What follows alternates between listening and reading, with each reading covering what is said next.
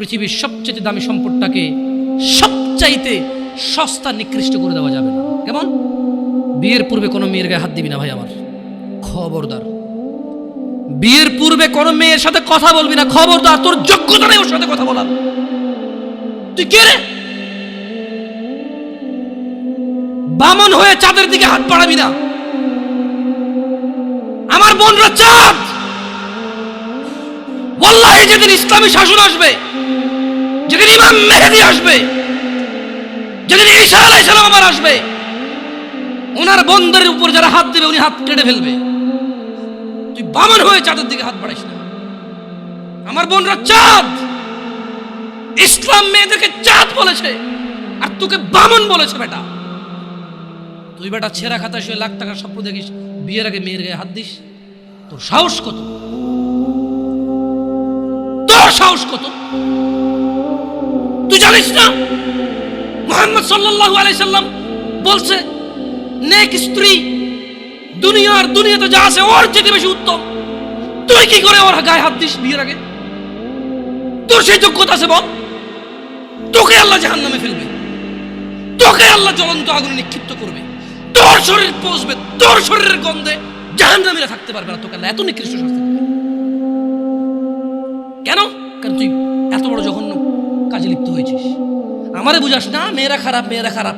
আমি তো এত খারাপ দেখি না, তুই কোথায় তো খারাপ দেখিস? আমি তো দেখি তুই বেটা টেনে পড়িস মাত্র। তোকে আমি ছোট করে দেখছি না বেটা। তুমি বের হও, ছবি পাঠাও, নাহলে হাত কেটে ফেলবো আমি। দেখো আমি বিষের বোতল নিয়ে আসি, ছবি পাঠাও। তুই বেটা আমার বোনটাকে বেটা ফুসলেছিস বেটা। ফাজিল। মেয়েরা খারাপ, মেয়েদের খারাপের কারণে দুনিয়া। তুই কে রে? তুই কি? মেয়েরা খারাপ। শোন, আমাদের গ্রামে প্রবাদ আছে, ধর্মীয় কথা না এটা। এখন যেটা বলছি এটা প্রবাদ, এটা ধর্মীয় কথা না। কোনো মেয়ের দেখবেন হাঁটুর উপরে কাপড় ওঠে আর নামে না বেটা। তুই উঠাইছস হাঁটুর উপরে কাপড়, ও উঠায়নি। হাঁটু পর্যন্ত তুই উঠাইছস আর এখন সে নামাচ্ছে না। তুই মনে করিস তুই বেঁচে গেছিস না? তুই মনে করিস তুই জিনাই জেনা না? না বেটা, ও তোর সাথে জেনা করেছে, এরপরে তোকে বাদ আরেকজনের সাথে করবে, আরেকজনের সাথে করবে। আর তুই সূচনা, তুই ওকে শিখাইছিস এটা। সবগুলো তোর উপর আসবে বেটা। তুই নিজের ছোট পাপিষ্ট মনে করিস না? তুই মনে করিস কি হয়েছে, আমি তো একটা চুমাই নিছি। আমি তোকে বলছি ছবি তুলে পাঠাও, টয়লেটে যাও, ব্লাউজ খুলে ছবি তুলে পাঠাও, জামা খুলে ছবি তুলে পাঠাও। বেটা ফাজিল। আল্লাহ তোকে হিদায়াত দিকে। আমিন। ভয় পা, আল্লাহকে ভয় পা ছোট ভাই আমার। সবাই বুড়া হয়ে মরে না, বহু মানুষ যৌবন্ত অবস্থায় মরে যায়। ছোট ভাই আমার, তোর ঘরেও বোন আছে, ভয় পা, আল্লাহকে ভয় পা। তুই এত বড় অপরাধে লিপ্ত হইস না। তুই মেয়েদের হাঁটু পর্যন্ত কাপড় তুলিস না, খবরদার, তুই এটা করিস না। মানুষ তো বেশি নাই, তারপর আলহামদুলিল্লাহ সবাইকে কবুল করুন, যেহেতু ঘরোয়া পরিবেশে। বলেন তো কোনো মেয়ে, আপনার বয়স তখন 16 বছর ছিল আর কি। আচ্ছা যান, কোনো একটা 14 থেকে 18 বছরের মেয়ে আপনাকে বলছে চলো আমরা একসাথে থাকি, বলেন 1 লাখ একটা পাবি না। 1 লাখে আমি বলে দিচ্ছি, চ্যালেঞ্জ হলে আসিও, তুমি প্রমাণ করে দিও, যাও। মেয়ে কি বলো?